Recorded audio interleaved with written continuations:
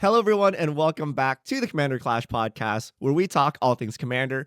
And today we are going to talk about cards that quietly win games. So these are the real reasons you're winning the games, but they're not that flashy kind of crater hoof or like infinite combo that won the game, but it was the cards that did all the heavy lifting to get you all the way there. So join with me today is Seth, probably better known as Saffron Olive. How are you doing, Seth? I'm good, but I don't know if this is my topic. I don't win that many games of Commander, so I don't know how much I have to say. But I'll do my best. Wait a minute. We're already politicking in this podcast. We're already deflecting. I'm pretty sure he's leading the way this season. Wow. Fact check. Krim, the Asian Avenger, how are you doing? I actually don't ever win the game. I actively try not to. Oh I go God. so I try to get second. So I will find you cards that help you get second quietly. All right, Tomer, Budget Commander, how are you doing today? I'm up to all of your schemes over here. I see you all, and I know what you're up to. It's not a reflection. I We genuinely. don't win games. This podcast is irrelevant. I'm the Godfather, Richard. And we're going to go through these cards. We got an interesting list of cards or card families here. But before we do that, today's show is brought to you by Ultimate Guard. So all the sleeves, deck boxes, play mats, and all the accessories you see on Commander Clash and on our channel are brought to you by Ultimate Guard. So be sure to check out ultimateguard.com if you want to play with cool accessories like we do. And also Card Conduit, the easiest way to sell your Magic cards. It lets you skip all the typing, time, and work associated with buy listing. Their curated service lets you send in as many cards as you want with buy list value of $1 or more, and you pay just a 5% service fee. You can use their sorted service where you list and sort your cards and pay only 2%. You get a detailed report and fast payment once your order is processed. Get 10% off by heading over to cardconduit.com/mtggoldfish. So thank you to our sponsors for sponsoring today's episode. And it's time for the Ultimate Guard comment of the week. From IzzyCat67890. Looking forward to seeing y'all bust out the fursuits for Bloomborough. Oh boy, have we may have set the incorrect precedent. It'll be an interesting one. We will get the fursuits. We will get the fursuits. With that out of the way, let's get into cards that quietly win games. And I'm going to kick things off with a card I think should be banned from Commander. And no one is talking about it because it is that under the radar for no reason, because it is the most broken thing ever. Open the Way. So Open the Way is double green X. And basically, you can look at the, you basically flip cards off the top of your library until you reveal X land cards, put them onto the battlefield tapped, the rest on the bottom. X can't be greater than the number of players in the game.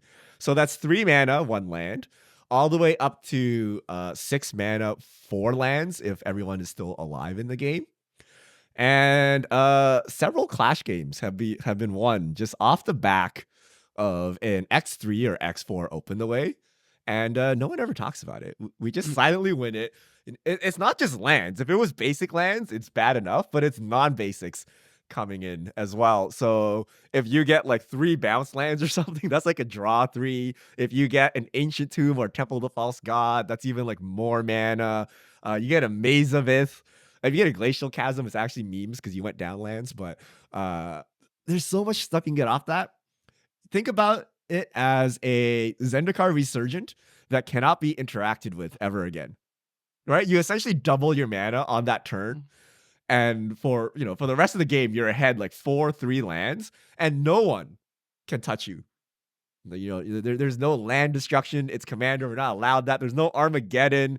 There's nothing to remove this thing. So I think Open the Way is actually the most broken card in Commander, period. And Seth has won so many games off this. I have won so many games off of this. And no one declares Open the Way the victor, right? It's really, oh, you played whatever. But it's like, actually, it's because he doubled his mana on turn 5 or turn 6 for the rest of the game. I don't mean to actually, Richard. Actually, but Krim? also actually, Richard, you're telling me Ramp won you the game. Right? Yes. Not just Okay. ramp. The best No, ramp no. spell of all time. Oh my God. It doesn't matter. Ramp spell 1, ramp spell 2, they're all Oh, generic it's all names right. to me because they are all one thing. They are all ramp. Ramp wins games. I have said years and years after time after time that ramp is the most busted thing, and this one does super ramp, right? Like it gets you any land, so I'm not surprised. I just to me it's another day in the office. You know what I mean? Oh, somebody ramped and they won. So you're right. I don't know if it's under the radar because I hate ramp so much, but like sure. I do think that Open the Way is probably one of the powerhouse ramp spells. Even I play it in my Bernard deck. So like between like the other ramp spells, I just cut one of them and I just play Open the Way. Why does no one play this card?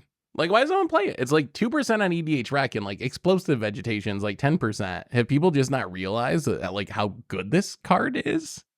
Because the card's like absurd.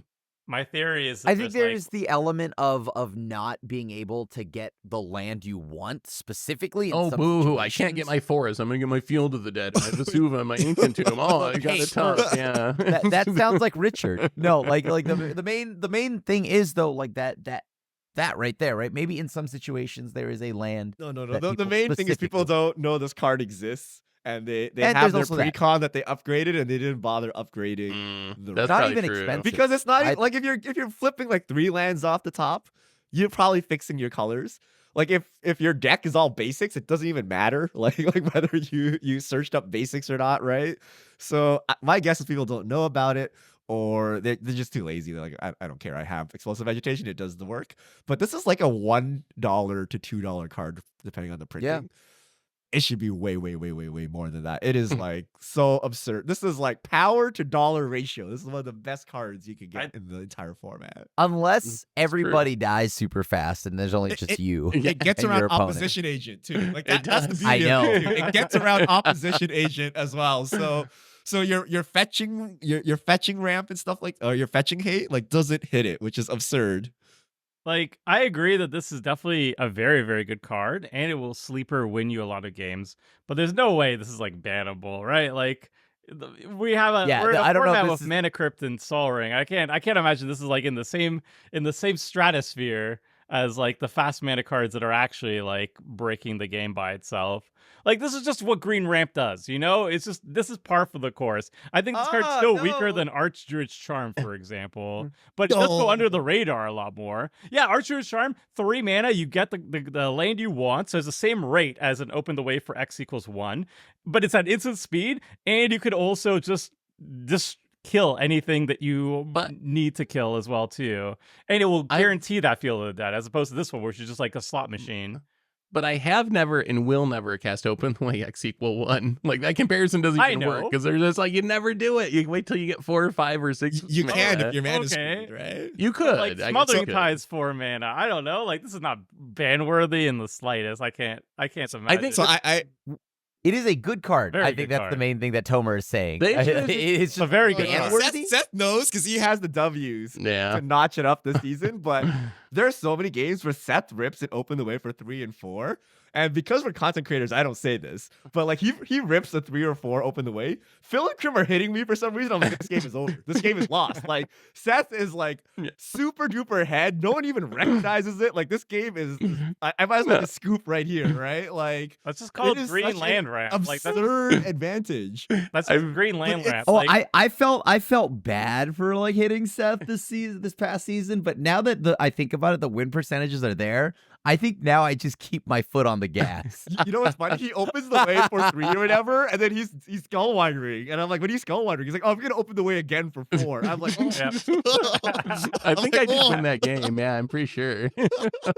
It's very low-key sneakily good. So good. And it takes advantage of the fact that you just can't blow up lands in Commander. Like, that's the difference between all the other stuff, like Smothering Tithe or Soul Ring. Like, it just really abuses like the norms of the format to the extreme. I think I have a funny idea. I have the chance to do the funniest thing for the rest of the season. Armageddon every game. I am. Excellent. We're going to the Armageddon meta. We have to get there eventually. Y'all are ramping so much. I genuinely you do the 2 things that I actively want to shut down: ramping and excessive card draw. That's so literally we're talking about the Ruination meta. Yeah. We're working our way to just open the way is nuts. It needs to be banned. I found a ban hammer. I found a way to ban it. The problem is you die every game first going forward, right? Like once people know you play Ruination, they're like, well, I don't care. I'm just hitting you, right? Yeah, it's like I want a to control thing, right? Oh, you're playing magic. control deck. Better kill you first, but right? it already happens. So let's do it. What's Crim got to lose? Yeah, I only have upside. All right, Seth, hit us with the card. All right, so this one hits on all the marks. So the card itself is Seagate Restoration. Seagate Restoration, if you don't know it, it's a land that comes into play tapped unless you pay 3 life, makes a blue mana, but you can also spend 7 mana to draw cards equal to the number of cards in your hand +1 and get no max hand size for the rest of the game. So this card's on here for 2 reasons. So one thing that sneakily wins games, or quietly wins games, is MDFCs. It's getting value out of your lands. It's your lands actually being spells that you can cast when you need them to. So I'm the biggest believer in MDFCs, but also a huge burst of card advantage. If you're at 7 mana, you could be casting an Avenger Zendikar. You're almost to a Craterhoof Behemoth. You could be casting cards that literally deal a ton of damage to your opponent. But what people might not realize is when you draw 8 cards and have no max hand size for the rest of the game, and you're holding like 17 cards, you actually kind of won the game. Like people don't connect it with winning the game because you're not actually getting someone's life total to 0. But once you're in that position where you have that many cards in your hand, you are virtually quietly winning the game. So Seagate Restoration combines together both of those things. It's a huge burst of card draw that also throws in no max hand size, which I've come to believe is one of the more important effects in Commander. Like Phil, I think, has won me over to the Reliquary Tower meta where I just always play it now. So it combines those together. Plus it can be a land when you need it to in the early game so you don't get mana screwed. So Seagate Restoration for me. I think this card is actually bad. Ooh, I really? think first, I think this doesn't go under the radar. If somebody says I'm going to pay Seagate Restoration, I'm going to draw 10 cards, and I have no maximum hand size, you have to be like totally fresh to the game of Magic the Gathering to not understand that as a threat. So that's number 1. Number 2, okay. I actually think this card is overrated and bad, actually, because I don't know how. Unless you're like a unless you're like a Simic big mana deck. If you're a Simic big mana deck and you can like spend 7 mana very casually to cast this and then do something else on your turn, very good. I love that there. But in most decks where you're taking an entire turn off to cast a 7 mana spell that does nothing on your board, and you just draw a bunch of cards and you declare yourself the arch enemy at the table, you're gonna die. This is like Mind's Eye all over again. If you're taking off turns to just do nothing for your board state to just draw cards, you become the arch enemy and you're going to die. I'm going to have my army. You're not, because you're not progressing your board state, and I'm gonna kill you with my army before you get to untap. Otherwise, I lose, right? Because then you're gonna follow up with a board wipe, and I can't do anything. So you're taking the entire turn. You're stating, "Kill me now," and you're probably gonna die off that. I think. That's how I view that. That's that board state. Maybe I just get away with it all the time, but I feel like I resolved a lot of Seagate Restorations without dying in the last couple of seasons, where I just kind of like clear it off and it works out. The play group stopped believing in combat. I that's what I believe. I'm here to attack. That is not true. With a Let fog. me tell you that. You can get off with someone else snapping off a farewell. Like if someone snaps off a farewell, perfect. You can untap and Seagate Restoration. Sure. Like no consequences. I agree with Seth, but I agree for different reasons. I think burst card draw goes under the radar compared to any kind of engine. And I am a victim of this. And I have punted many times this season where you see a 1 ring, you lose your mind, right? They've drawn 1 card. Okay, when they cast the 1 ring, they've drawn 1 card. If they untap, they've drawn a total of 3 cards. But it's on the battlefield. People see it every turn, they're reminded of it, and they see red. Whereas you snap off a Seagate Restoration, it resolves. Everyone's like, oh my god, arch enemy. Then one thing happens, everyone forgets, and everyone goes on their merry way. But like the stupid like Trouble in Pairs is on the battlefield drawing 2 cards. Like it has to exist for like 5 turns before it catches up to Seagate Restoration. Right? 1 ring has to exist for like 4 or 5 turns before it catches up to Seagate Restoration. Sure. But everyone ignores the Seagate Restoration and just like looks at the artifact engine on the battlefield or whatever.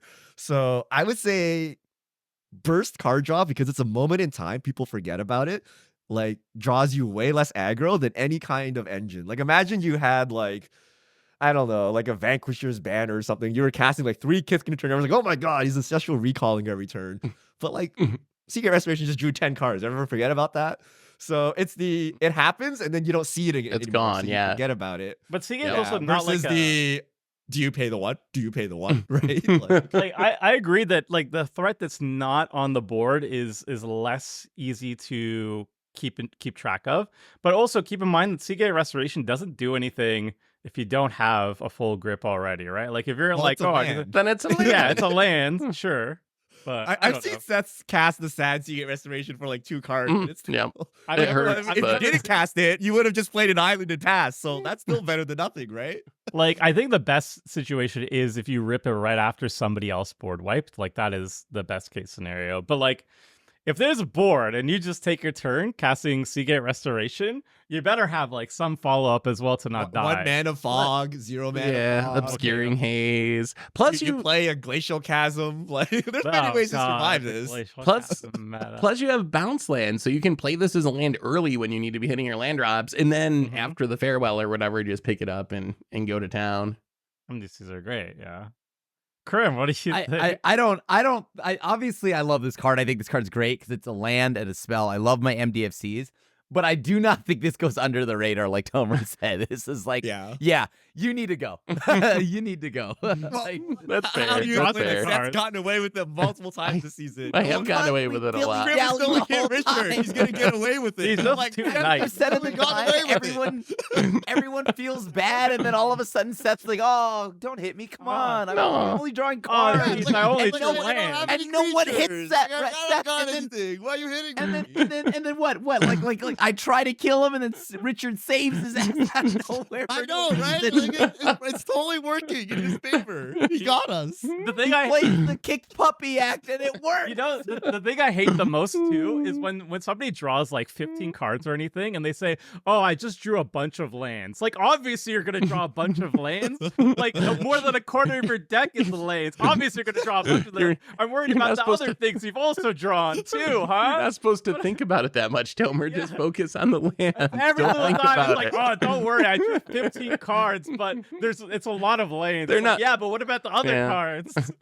They're not very good. Yeah, I mean, they're not good anyway. I put a bunch of bad cards in my deck. Don't worry about it.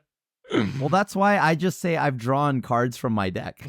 And they are all from Magic the Gathering Premier card game. Valid. All right, Tomer, hit us with a card that quietly wins games. This one, I feel like it might be a little bit louder in this play group, but I've gotten away with it so much. It's like a category of cards that I say, hit your mutual enemies, win a prize. And this encapsulates a lot, but my favorite one that I put in every single red deck is Curse of Opulence. For 1 red mana, you enchant a player with this curse. And whenever that player is attacked, you, the owner of the curse, and the person who attacked that cursed player each get to make a gold token, which is like a treasure, but you don't have to tap it to make the mana, so it's just strictly better. This card has won me so many games for being insane ramp. For 1 mana, it's usually generating one mana per turn. Like I can trigger it myself by just attacking the cursed player, but then anybody else taking in on that, everybody likes going up on mana. They're more than happy to get it. You know, I want to cast my spells. I want to curve out better. I'm going to get that mana too. And then I benefit from that as well too. And like, sure, everybody's getting the exact same amount of resources, but if everybody's getting 1 gold and I'm getting 1 for each person, like I can get up to 4 gold tokens per turn cycle, and it's bananas. But not only that, it's also redirecting attacks, because to get that curse, to get that gold token, you have to attack that person. That attacker could have been going at me, but because you want that gold, right? You want that gold, you swing at the cursed person. What if they have blockers and you have to attack with more creatures? Ooh, blah, blah. And then you're just like killing our mutual enemies for me. It's like wonderful. And like Edric, Gix, Nelly, Brina, like all of these are the same concept. And people know that it's scary, but they keep going for it. And then I just keep winning off it. I don't know. It's great. This is Ristic Study. Okay. The right answer is you never trigger the Curse of Opulence. So that only if Tomer plays the Curse of Opulence, he triggers it himself and he gets 1 gold every turn. And that's just basically some like mana rock he played. But everyone is like, well, if I hit him, I get a gold. Tomer gets a gold, but don't worry, I can do more with my gold than Tomer can. This is totally worth giving Tomer the gold. And then once someone does that, you're like, well, now I'm behind on mana. I got to do that too. And then everyone piles in. It's exactly heuristic study type dynamic, and that's why I hate this card. Like everyone should just ignore the enchanted players. We both get to draw a card. We both get to draw. It is actually very quiet though, right? Because I get yelled at like crazy whenever heuristic study shows up for not paying the 1. But if you're attacking the person with the curse every turn, no one's going to say anything. If you're attacking and drawing cards off Edric, no one's going to say anything. It really works. Like people don't think of it the same way, but you're right. Like that would be the correct way to play it, right? Is just never trigger it. But that's not how it works. And people don't complain about it. So it does win games. It's one of the strongest because of the illusion that they're getting rewarded, right? Like, oh yes, you're getting a golden card when you don't hit me and hit everyone else. Yeah. You get a treasure. Yeah. No. You won't get me with your dangling banana fruit, whatever. All right, Krim, hit us with a card that quietly wins games. So for me, I would say this is a card we brought up, I think, in a past broadcast, or I forgot where, but Blind Obedience. This is just a card that I want to, I think as the years continue to move forward and the more things that are just coming out, this card just gets better. It's a 2-mana white enchantment. Artifacts and creatures your opponent enter the play tapped and has extort. So if you have an Orzhov deck that can afford to, like, that has these color combinations in the deck, I think this card is just good enough. Again, I cannot stress how good it is to shut down treasures, turning everything into a tap treasure. On top of that, just shutting down all the random like haste and putting all the creatures into play tapped. And most importantly, all the artifacts entering play is huge. That artifacts, I'm a known artifact hater. This at least slows most artifacts down by a turn. I like the incidental life gain. That's something. And extort. I think Phil has been someone. That's how you win. Phil has been, so it does literally win the game. Phil, in playing like Soul Warden effects, has really just reinforced how incidental life gain effects can be really powerful in Commander. So I like that aspect of Blind Obedience. The fact that you can pay a single mana as a kicker to your spells to gain 3 life.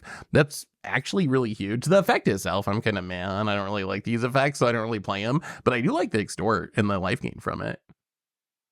I think this card is cracked. I've lost so many games to this, and usually whenever Blind Obedience shows up on the table, we always talk about after the game. We always talk about man, that Blind Obedience really just messed everybody up, huh? And I was like, yeah, because haste gets shut down, all the artifacts get slower, everything gets slowed down by a turn. If I play a creature, that creature's not blocking for that turn, so I get attacked and I can't even profitably block for myself. I've had games where I just lost because if I played a creature and I could block next turn, I'd be fine. But guess what? It enters the battlefield tapped because of the stupid Blind Obedience, and then I just lose. And extort does also add up too.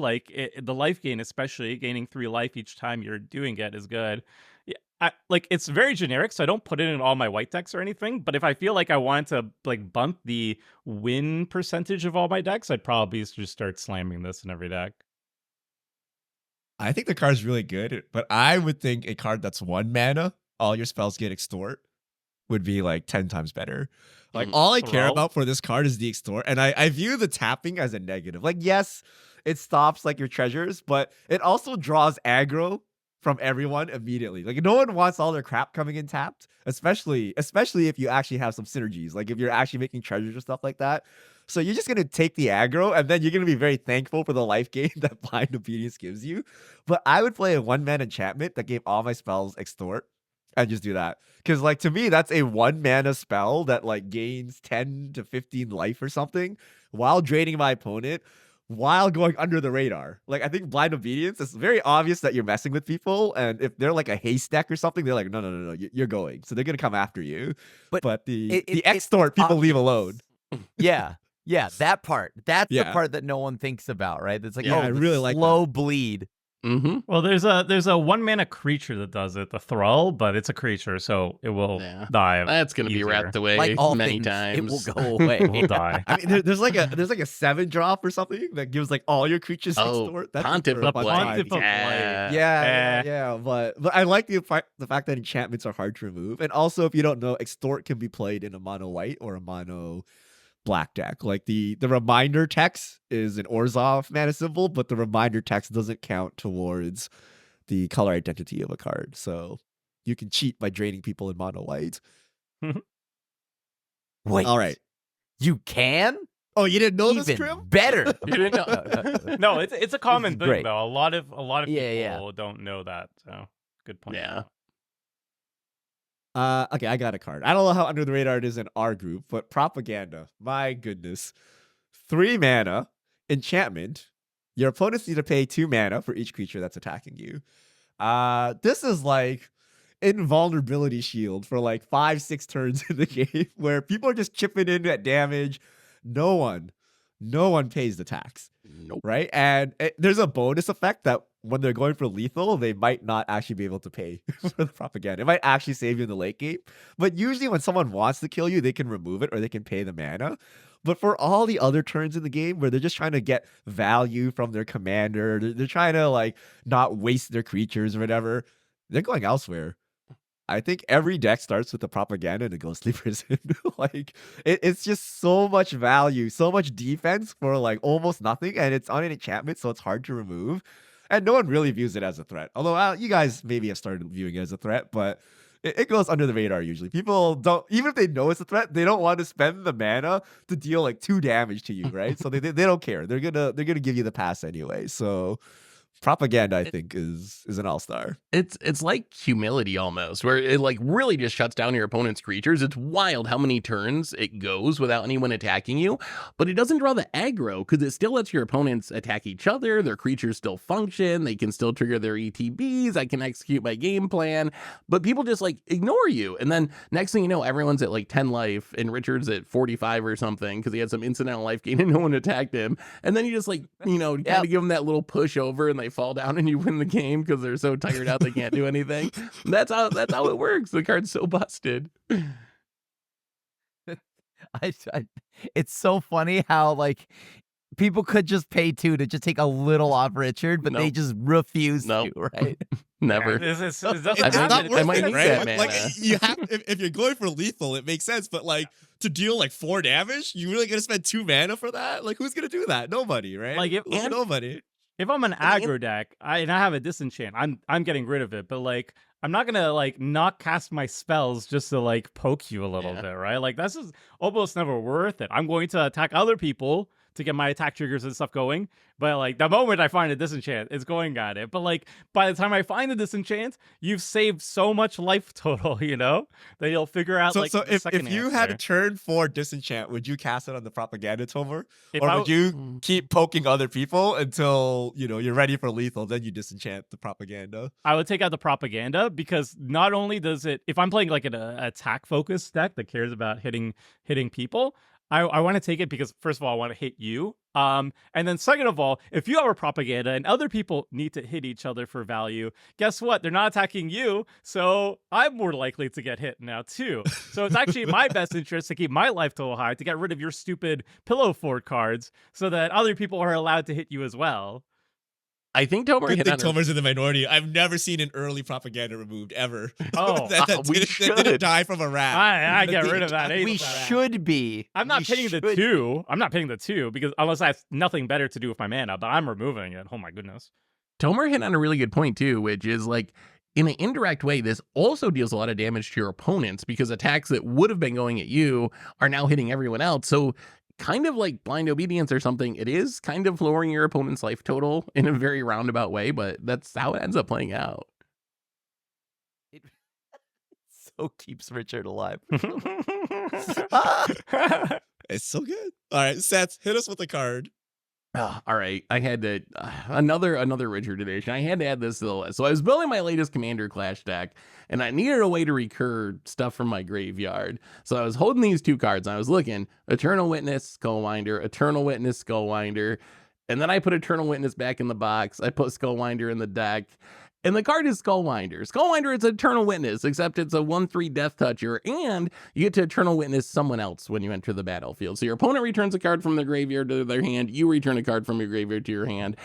When Richard first pitched this as being on Eternal Witness level, I'm pretty sure I straight up laughed, and I was like, there is no way I would ever play this card over Eternal Witness. Why would I want to give my opponent something if I didn't have to? There's going to be situations where it's bad, but the card's kind of ridiculously busted, because you can use this as a political tool, essentially, where you can get some value out of giving your opponent thing. More importantly, you can often use this as a way to make your opponent, and Richard's the master of this, but make your opponent spend their mana to cast a Wrath from their graveyard or something to clean up the board from their graveyard, while you get back something that's actually going to further your game plan post-Wrath the following turn and put you super far ahead. So I have come to believe this Skullwinder is actually just better than Eternal Witness, even though that sounds like blasphemy to be saying that. And it's like just so incredibly strong, and I just put it in every green deck now. I mean, I've been on the Skullwinder plan since day one too. I was right there with Richard, and I remember it was very divisive when we were talking about it, but it's better than Eternal Witness. It's a far superior blocker. The only downside is it can't get Skull Clamped like Eternal Witness can, and maybe it doesn't have synergy potential in certain decks, like in a human deck or something. One less devotion. Yeah, it's like it is one less devotion. There's some situations where Eternal Witness is better, but just being able to politic with it makes it's just an upside. Like, it looks like a downside, and a lot of people will throw it out as a downside, but it's actually an upside, and it's a better blocker. So, like, why not, right? It's just so good. It is. Crim's not. No. Crim. It's good. It's good. Crim is the last holder of Eternal Witness. I'm sorry. I still believe Eternal Witness is better. I still believe. It won me over. There were games where, like, I also saw where it's like, oh, well, I think it was you, Seth, who casted it, and you had to choose between like, I think it was me, I forgot who else, but everyone had a pretty stacked graveyard. And you just kind of had to choose the least awful one, and it was still pretty bad, right? That I got anything back. Because I was like, oh, I get something? Cool. I'm sure that has happened. I've also remembered a lot of times where, like, the drawback, like, so the ceiling is you get your opponent the Wrath, they Wrath, you rebuild, you win the game. But there's a lot of times when you just give it to the weakest person if you can't politic it. So I've definitely remembered a lot of games where it's like, oh, you only got lands in your graveyard and you already got plenty of lands, so I'll just pick you if I can't get more value out of it. And then it's essentially just an Eternal Witness. Like, I guess there's a small drawback, but there's been I can't even remember a time where Skullwinder's actually betrayed me and I've had to give someone something I didn't want them to have. I'm sure it's happened, but it comes up very infrequently. Like, it looks like it would happen a lot, but in practice, it doesn't happen very often. So it betrays you in 1v1. So when you're down in 1v1, yes. Each, yes, then it's like, okay, now it's kind of sus, right? Yes. But before then, it's way better. And it's like 9 times it does something cracked. 1 time you can't get it to do what you want to do. Like, yes, there are times where it backfires, but it's totally worth it. And that's how I don't even have Eternal Witness sleeved up. So for I haven't went that far. Mine are still sleeved. They're still sleeved, right? So Skullwinder sleeved up. Timeless Witness is sleeved up. So if I need a second Skullwinder, it's actually a third, right? Because Balagan Recovery is also in the deck, right? So those are the 2 regrowth effects. And if I feel I need a third, it's Timeless Witness, which is the 4 mana one, but you can flash it back. And I never play Eternal Witness. It's not even sleeve. Then I guess I have to go dig one up and sleeve it up. But it's not even sleeved up and not in the pile of good cards that I pull from to build decks. Wow. That's how far it's fallen for me. Like, I don't even bother with it. Officially retired? I still play Eternal Witness. I still do play it. Like if I need a human deck, if I somehow need 2 pips, but even then, it's still not worth it. I'd rather just get Skullwinder and make up the power difference, right? So there's like no reason for Like, they gotta hit me with like a Final Fantasy alternate art, like super card. I want Eternal Witness, and I'm playing it for flavor, you know. Like, that's the only that's the only one. That's the only way they'll get me to play this card ever again. All right, Tomer, hit us with a card. All right, so my first cards were cards that said, like, hit our mutual enemies and you win a prize.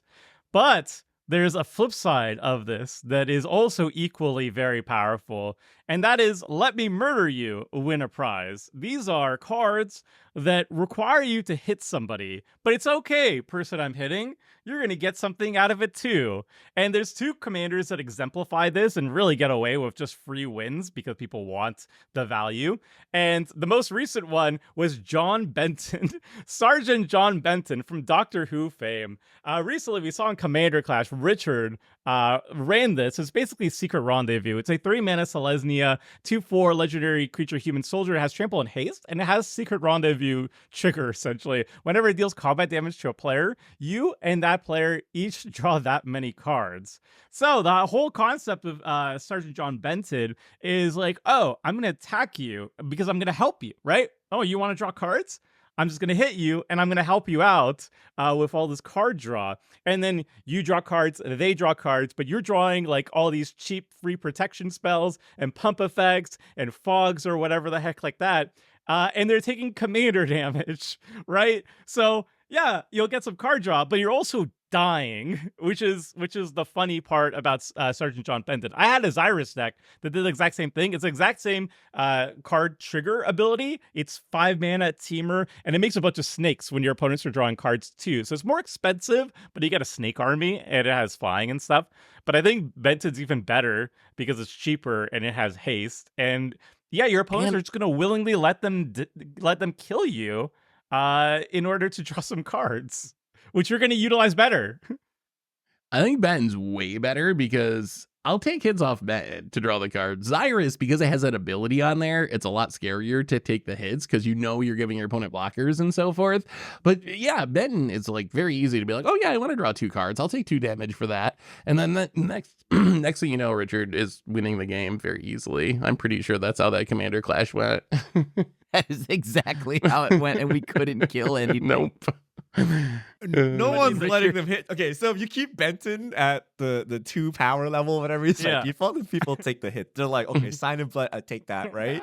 They'll even let you stack up commander damage that way.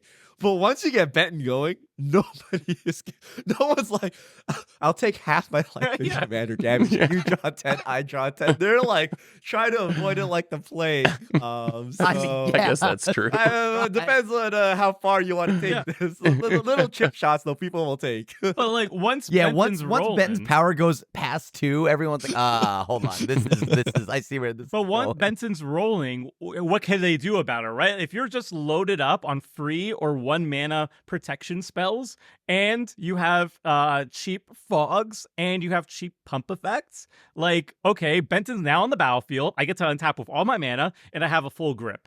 What are you going to do? Like, what can you possibly do to stop Benton at that point? Like, once you take the chip damage, it's over, I think. You have to remove him before the chip damage happens. I'll tell you how he's underrated. Because if you look at the comments of that episode, everybody's complaining about Feel the Dead. Right? Yeah. And I'm like, Feel the Dead was the problem. Not the fact that I drew 30 cards off my commander and made like 4 land drops every cycle from burgeoning. Like, maybe that was the problem. But everyone's like, Feel the Dead. Because there could be 2 problems. Yeah, Feel the Dead is the problem. First card draw, right? Like, I smack Phil for 20, draw my whole deck. I'm like almost decking myself. And then they're like, oh, but whenever he plays decks, that's problematic. I'm like, I think the game is a formality at this point. Like, once you make that hit, like, that was a Seagate restoration for free, and it killed someone on the way out, right? And in the command zone, yeah.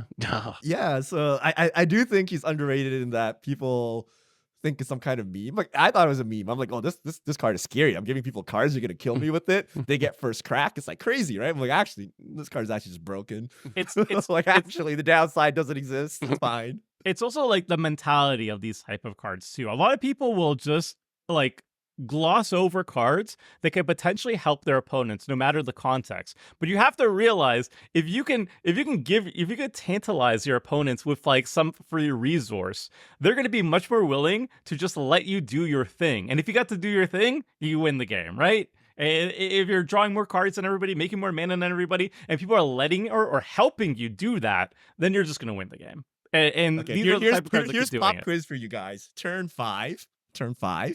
I have a Benton with a dowsing dagger on it. You have a blocker. I attack you. Do you take the 4-card draw and give me the dowsing dagger flip and the 4 cards, or do you block? What's my creature? That says yes. What's my yes. creature? That's a snap no. Like, I'll trade. Seth, why would you even think about it? You say no. Of course you say no. But I might have had plans for that creature, Chris. But I can draw I might have wanted to do things with that. You also, I might have needed that Hyper Trivelder the to attack. Benton. I feel like the answer is yes, I block, but then I also feel like I was actually in this situation in the game against Benton, and I was like, nah, it's fine. Flip your dagger. I want the cards. So Of course, right? I want to draw cards. Then we spent the rest It's of the the same thing game with Was that the game where Seth and the Getting co-panther? postered Like, I by knew Benton. I had a Vesuva, so I I'm going to guess, draw the yes. Vesuva. And I did. Off And the I ended 4 up cards and copy the Lotus Field back. and I did end up with as many Lotus Fields as you in the end, I think, with my Vesuvas and Thespian stages. It's But yes, so that was my easy to copium politic answer. with these cards. It's like cheat mode. If you're not good at politicking like me, use cards like this, which could do the politicking for you. They're a great leverage. All right. Crib, hit us with a card. Well, you notice how I mentioned blind obedience, and I love that little drain part. Well, there's another drain that I think also kind of just keeps going and kind of just slips into the back of people's minds, and it's Meathook Massacre.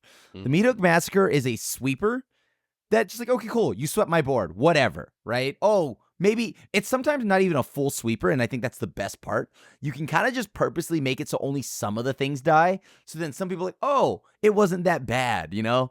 And then like I still got to keep 2 things. But what they're not realizing is over the game, you are just passively just gaining life, and they're just losing life for just basic things happening. As creatures just cycling in and out, you're just climbing up in health. Everyone is slowly going down. So I like these little pings because everybody goes into Commander with, I have 40 life, Seth, and all of the people that is like, oh, full send on Sylvan Library and Black Market Connections. You gotta take right? the six, Yeah, have fun, run Take wild. Yeah, he ate a little off the top. It's fine. And then you start realizing the 1 starts adding up. And then the 1, just like you had mentioned earlier, right, Seth, with Phil playing all the Soul Sisters, the Soul Wardens, those add up. Then at one point in the game, the disparity and the gap between life totals are huge. And this is just one of those things that just sit there and does that. Yeah. I mean, that's very true. There's definitely situations where in the late game, this gets you to the point where it's like, I can't really attack your block because my stuff dies. I'm just going to like end up getting drained out of the game anyway. So it really does like add up over the course of a long game and like stack on top of everything else. As a Wrath, it's like kind of okay-ish. Like it's a lot of mana, but the enchantment mode on it's actually very effective once it sits out. And like you said, it's kind of like Seagate Restoration in the sense that like the turn that you play it in sweep is the turn everyone focuses on it. And then as the game goes along post Wrath, people don't really pay attention to it just sitting on the battlefield. Like it's a very easy thing to just not think about or forget because it's just sitting out there. So I think that that's part of the upside of it is because it already did its big thing. So it's not viewed as a threat the rest of the game when actually in the end you end up gaining 10 life and draining the table a bunch and it ends up actually winning the game in the long run. It really slides under the radar when you're not playing an aristocrat style deck and you just play this. Yep. Yeah, if you're playing a bunch of sack stuff, people are going to be scared of it. But if you're not doing that, then yeah, it's a lot easier for it to go under the radar. I've always liked this card, but I keep forgetting it exists because it's like $50 billion. Yeah, it is still like $40. It is moderately expensive and banned still somehow. It's banned? I used to be a hater of the Massacre. I was like, why would I pay like 10 mana to Wrath for 8? But I started including it in my decks. I'm like, oh, I need some life gain. And in the Outlaws episode, it did so much work. I think that's the one where Krim had a turn 1 monkey and he hit me like every turn for the remainder of the game to get my cards. I was down to like 10 or 15 lifers at some point, right? But then I meatballed for 6. I got rid of his indestructible Rakdos. So and then annoying. by the time the game ended, I was back at like 30 something. Yep. Right? Yeah. And then that incidental life gain and the pinging, and it was a close game. Like that meatball like actually did something useful. So I'm putting Meathook in all my decks now because of the incidental life gain and the incidental draining. And then sometimes it's a Shady Wrath. Like, it's fine. I'm fine with that. So I really like it. Next card. So for the brevity of time, I'm gonna skip myself. We've talked about most of the things I want to talk about. I really want to talk about burst card draw, which we covered in Seagate Restoration, and we covered life gain in multiple cards, actually. Things that people traditionally don't play.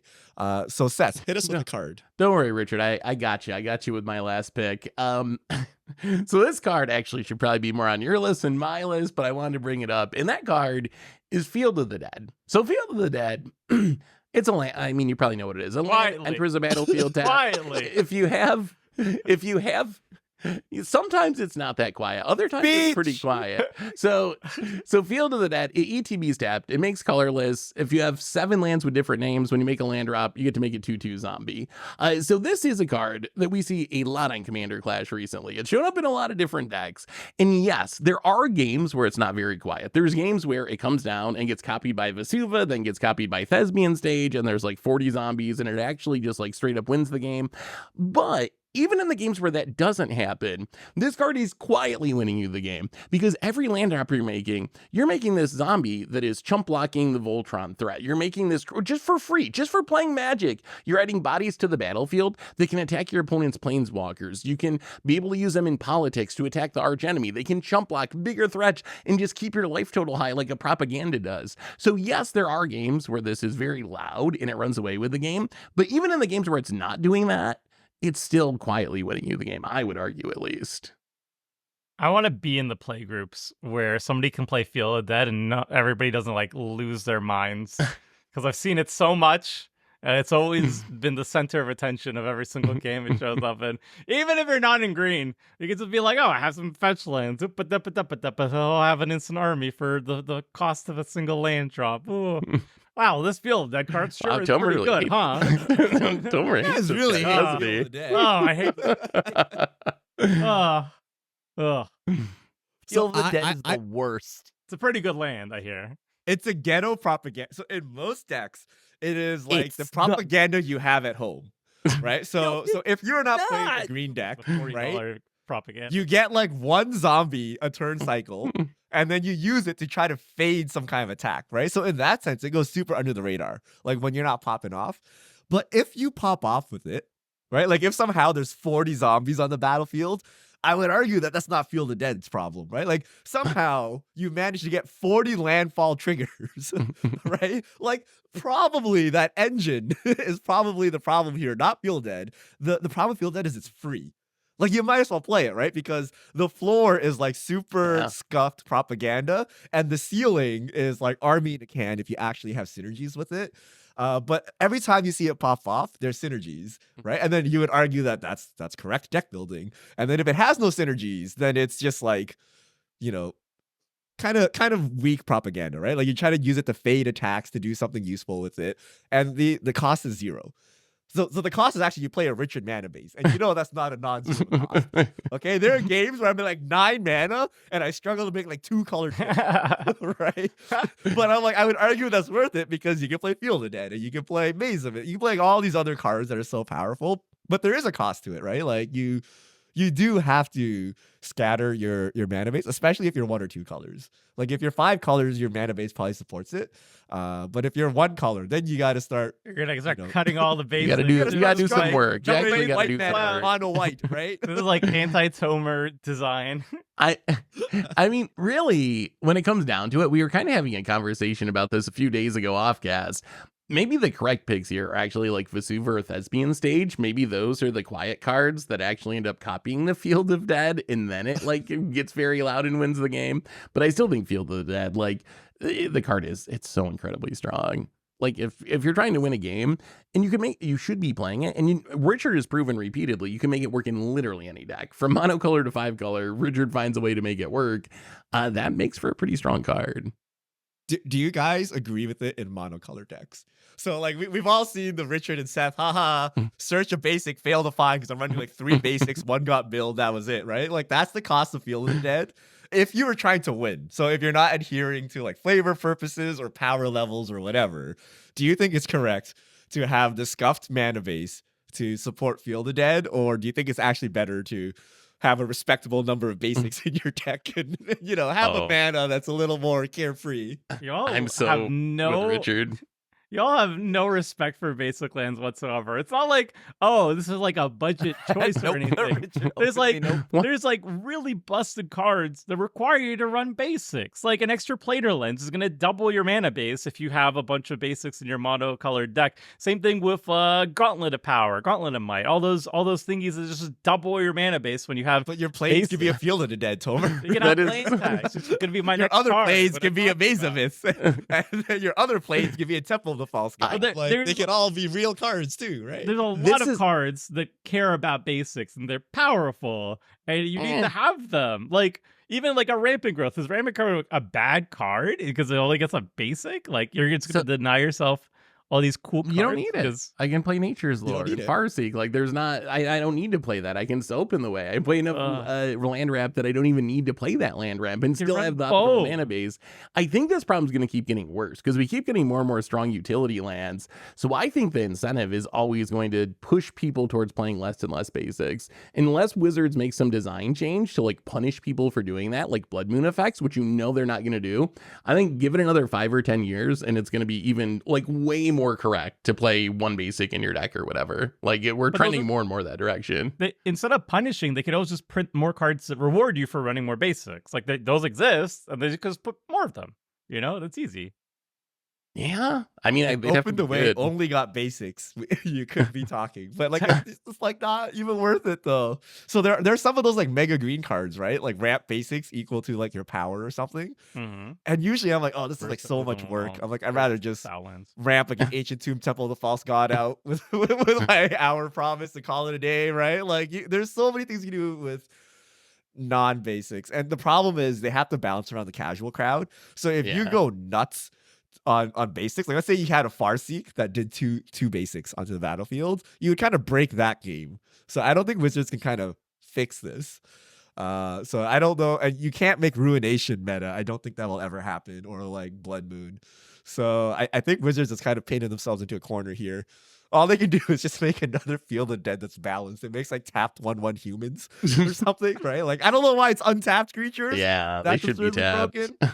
They could be decayed zombies. You'd probably still play this. Like there's like a lot of things they could have done to balance this card, but they didn't. So it'll be interesting to see what they do when they print the fixed version. They thought it would be funny in standard. For a couple of months. I never want to see this card again. I hate that after being like bogged down in like just pure misery of seeing it in standard, I now see it all the time in Commander. It's just like slamming my head on the floor. That rats all creatures when a creature enters a battlefield with the same color, and then you play a Painter Servant. Oh no, the Painter Servant dies. So you're saying it's okay that I play Spreading Plague, right? Because I am. It's hit that point to where I think I have to bring it back. There's just so many annoying zombies. Spreading Plague Leyline of the Guild Pact, Field of the Dead. Got him. Even better, we just as a very targeted hate card, it's time to bring back Virulent Plague. Wait, what is that? Oh, is that all tokens get -2? Just get -2, -2. The one tokens player's gonna get poo-pooed on. All right, Tomer, hit us with the card. All right, I was gonna talk about a different card, but because we were talking about board wipes or basic lands and how you all don't run it, here's the #1 white card, my absolute favorite white card of all time, that actually rewards you before playing a bunch of basics. It's Land Tax. Land Tax is a 1-mana white enchantment that says at the beginning of your upkeep, if you control less lands than one of your opponents, you get to search your library for up to 3 basic land cards and put them directly into your hand.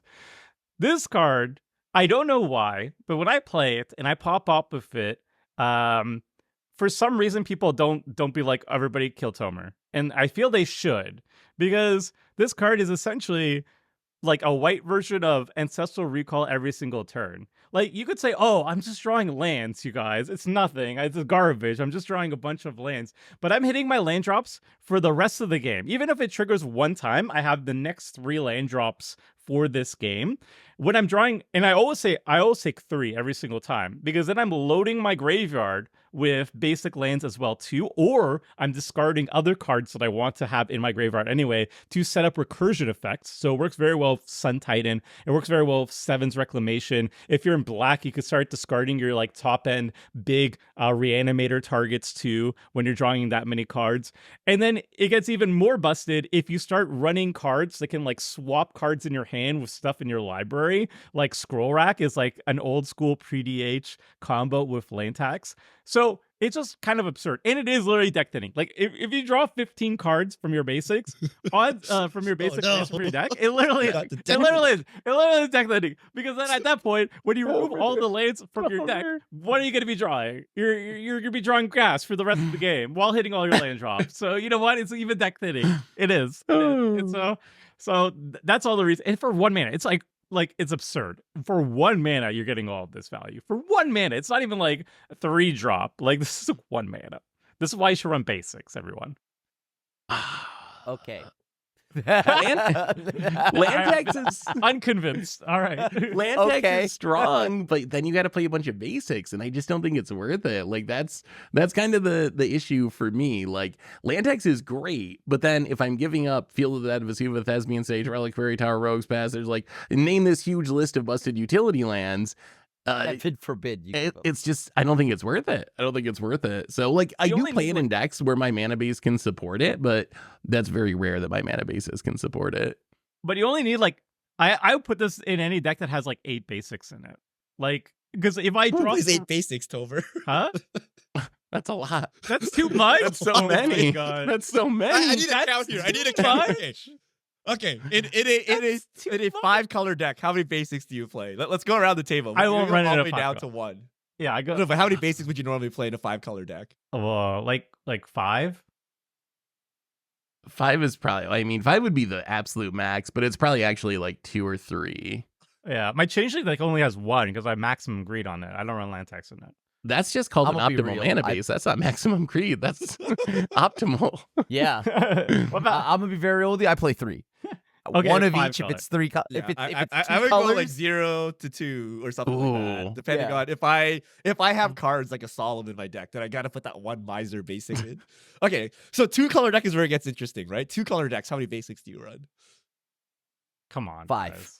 Come on, God, 5 in a 2-color deck. 5. That's probably somewhere in that range. Yeah, maybe even less sometimes now. Sometimes I can get down to like 3. What's going on here? Are you 0 to 3? Depending if I'm playing the basic land ramp in green. I don't know if you guys are loyal. No, like you just don't need it. Like even in green, you don't even need to play the basic land ramp anymore. Like you play all the stuff that can fetch forests, you play Open the Way, and you have the best ramp package, and your mana base is super powerful. So yeah, it's that's actually true. I'm at FDFCs, Tomer. I'm at fall over right now. So Tomer, is this a budget thing at all? Because I know you're like your budget commander. Like, is it even like subconsciously like a way to keep deck prices down, or you just think that's optimal? That's how you want it, like unlimited budget that you'd play 15. Yes, that's just how I do it because I get to run some of the most powerful cards in the format, like land tax. Like you're saying how great Field of the Dead is. I think land tax is up there with Field of the Dead if you're in like a 2-color white deck. Like especially if you're not in green, you wouldn't run this in a green deck. You'd be running land ramp. It wouldn't trigger. But like if you're not in green and you're like any other white pairing in 2-color deck or mono white, obviously, is this not just better than Field of the Dead? Like you're getting 1 zombie each turn, maybe 2 if you're like fetching. So this one is drawing you 3 cards every single turn. The issue is opportunity cost. Like I have to put 40 lands in my deck no matter what. So any amount of power I can get out of that is like a bonus because I just have to play those to function the game. But every non-land slot in my deck, the opportunity cost of that is very high. Like I only have 60 of those slots in my deck. So it's very, very important that those cards are all like really strong and optimized. So that's kind of how I view it. Like, yeah, maybe in a like if somehow land tax was on a land, it would be better than Field of the Dead, but it's just way harder to actually play an enchantment than it is to play a land because I got to play 40 lands or roughly to make my deck function. So I just built my mono black deck. It's a coffers deck, Cabal Coffers, isn't it? And without explicitly going out of my way to make Field of Dead work, right? I ended up with 4 basics naturally. Like I feel Lord of the Rings really did us dirty. Like Lord of the Rings has a lot of utility lands. Right? Because it's mono black, so you can play the thing that like amasses, and you can play Phyrexian Tower, and then Rogue's Passage, the thing that gives your creature fear, and then, you know, Vesuvant, Thespius. Like there's all these lands that you can play. So even in monocolor decks, I struggle to find room for basics. And plus, you know, I'm a bounce land lover, so you got to play Guildless Commons and Archway, whatever the heck now, Everglade. Like I cut Everglades, they don't have a swamp to bounce. Never happening. If you don't find your Urborg, if somebody just removes their Urborg, does your Cabal Coffers just stop functioning? Is that yes? Like. But you know what? The playgroup will usually have a Yavimaya or an Urborg. Snap. That is true. Like always, just snap yes, right? Like I played a turn 3 Temple of the False God the other day because Phil was like, turn 2 Yavimaya. I'm like, cool. Right? Don't even need to do anything about this, right? Like they're so common. Plus you can get the Urborg anytime. Like you run black, you have tutors. You can grab it if you want. If you want to be less greedy, swap the coppers for another utility land. I wouldn't put a swap in there. I would just swap it for another utility land.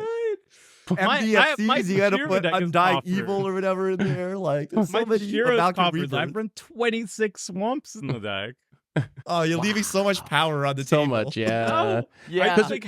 I probably think half like your non-basics are just trash. Like I don't know why you're running them. But you could just remember basics instead.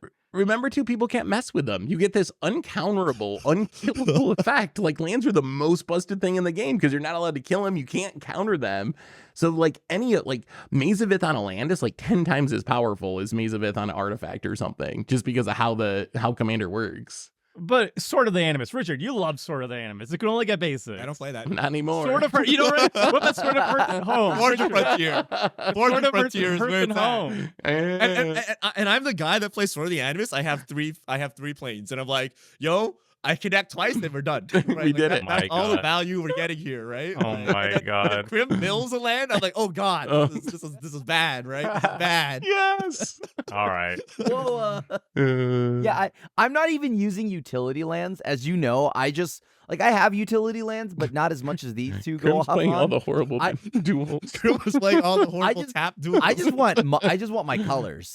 I want my colors. That's all, because I play the greediest spells. I'm trying to cast Cruel Ultimatum into like Genesis Ultimatum, right? So like I noticed you do unironically play like the gain lands and stuff. Like there's enter the battlefield, tap, gain a life. Like you play those all the time. You know how like it's because everything I do I have to factor in how much can I play while leaving blue up, while also playing all these other things up, right? And I genuinely need to have. I feel like the spells I play require me to just I can't chance it with basics. Like in 2-color decks, I can chance it a little more, so that's why I go up to 5. But then in 2 colors, I go a little more ham on the utilities. But when I go to 3 and plus, that's when I just unironically play, just like the snow duels, the tap snow duels. So are back you to saying... Tomer's point? I do think land tax is one of the cards that you would actually think about playing more basics to turn on, but I would ignore every other card. So Rampant Growth, no one cares. Like the 4-mana green ramps, like I'm not using explosive vegetation and putting basics in. Like no one cares, right? But land tax is one of those things, and also the green mega ramp spells, the ones that ramp based on power, or something. But I'm like, I don't even need that. Open the Way does the job, so I don't even know if I need that anymore.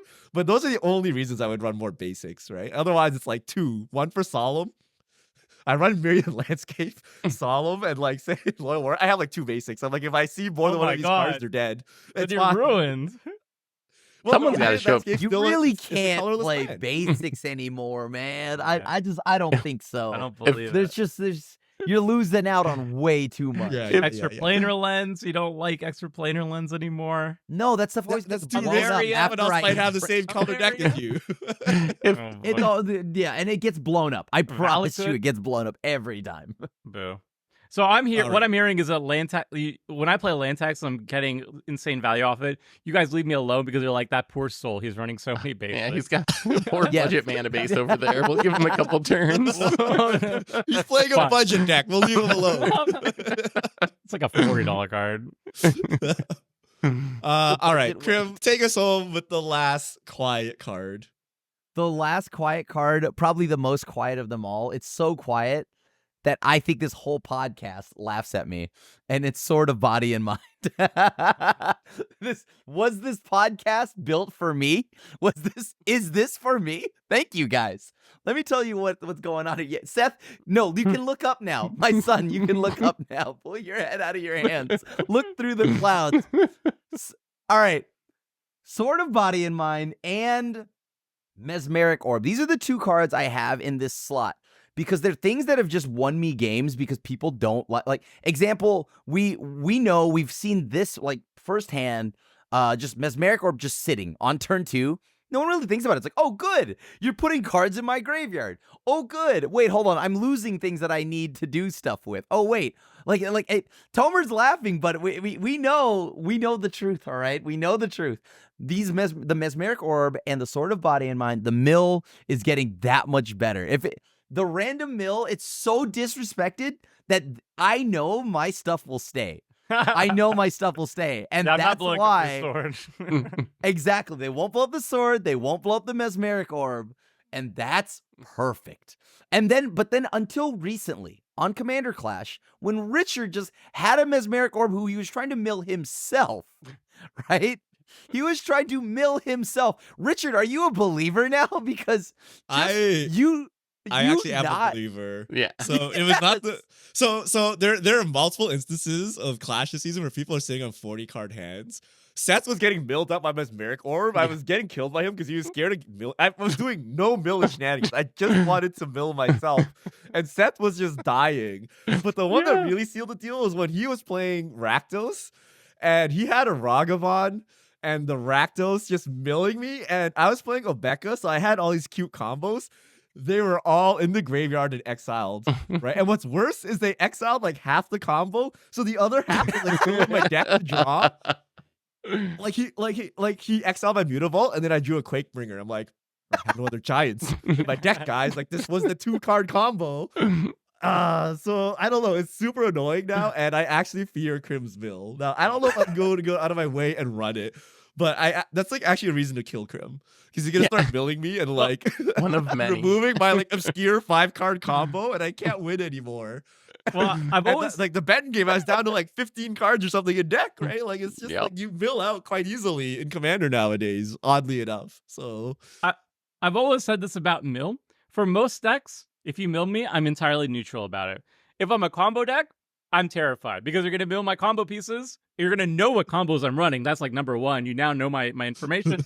And then if he gets exiled, I'm screwed, obviously.